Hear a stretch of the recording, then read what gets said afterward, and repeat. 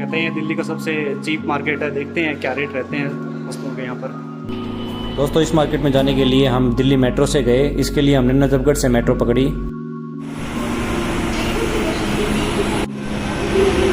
Wait कर रहे हैं द्वारका वाली मेट्रो आने का, नासा की तरफ से आएगी।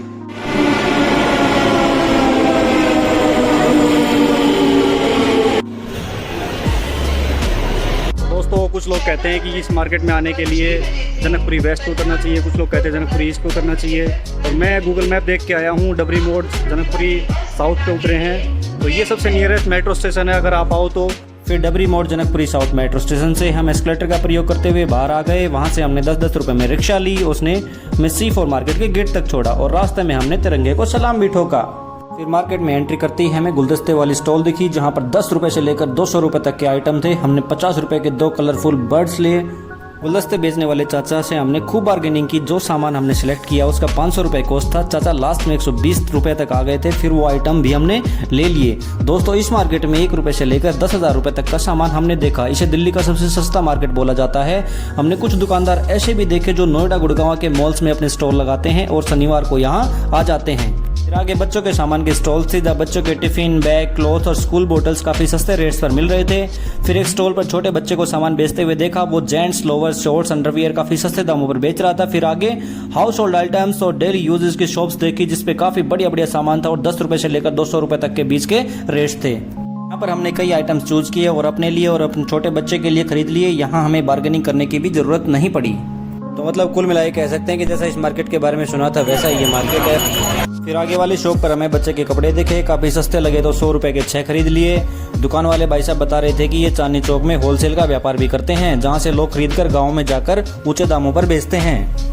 आगे बढ़े तो चप्पल और स्लीपर्स की शॉप दिखी जो थोक के भाव बेच रहे थे। हमें ज़रूरत नहीं थी तो हमने वहाँ से आगे बढ़ना ही उचित समझा। आगे टॉयज़ की शॉप थी, वहाँ प्लास्टिक और रबड़ के टॉयज़ काफ़ी सही दामों पर मिल रहे थे। फिर आगे बैंगल्स की शॉप दिखी जो काफ़ी सस्ती थी।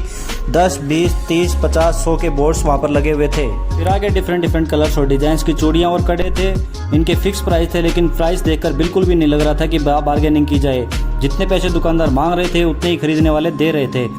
फिर आगे वही चिड़ियों वाली दुकान थी जो 50 की एक बोल रहे थे, लेकिन 50 की हमने 2 दी। फिर चादरों की दुकानें आई, जहाँ से बेड शीट और चादर हमने खरीदी। फिर छोले भटूरे की दुकान, ये तो कंपलसरी थी, ऐसे मार्केट में छोले भटूरे की शॉप तो होनी ज़रूरी है।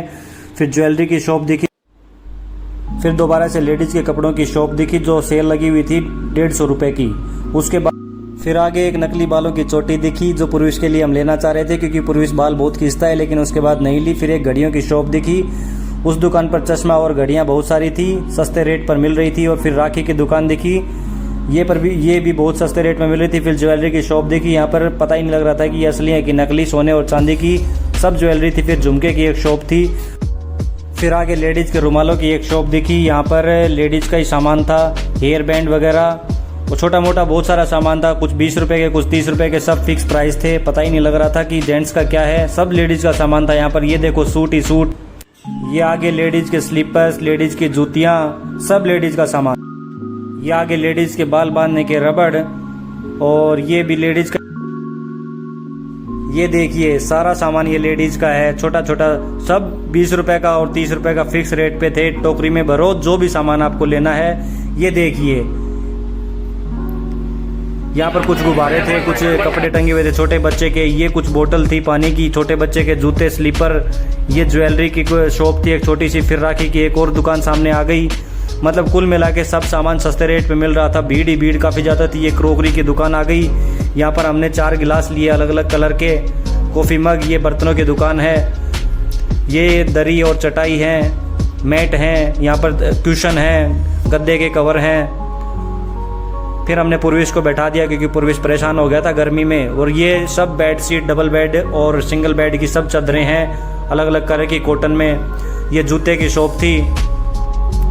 फिर उसके बाद एक ऐसी शॉप दिखी जहाँ पर कैलेंडर वगैरह लटके हुए थे, बच्चे के ABCD और काउंटिंग के चार्ट थे। फिर एक हमने घड़ियों की शॉप दिखी। फिर एक कुछ कपड़े की दुकानें।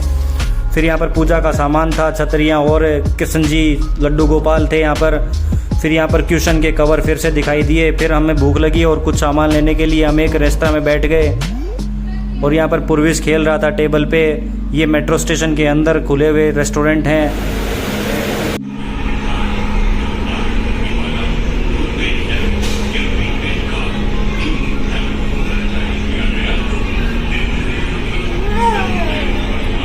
ओए गंदे नो नहीं नहीं। परवेज, दर्शकों को कुछ कहना चाहोगे आप? देखो देखो देखो परवेज, नहीं कुछ नहीं कहना चाहेंगे।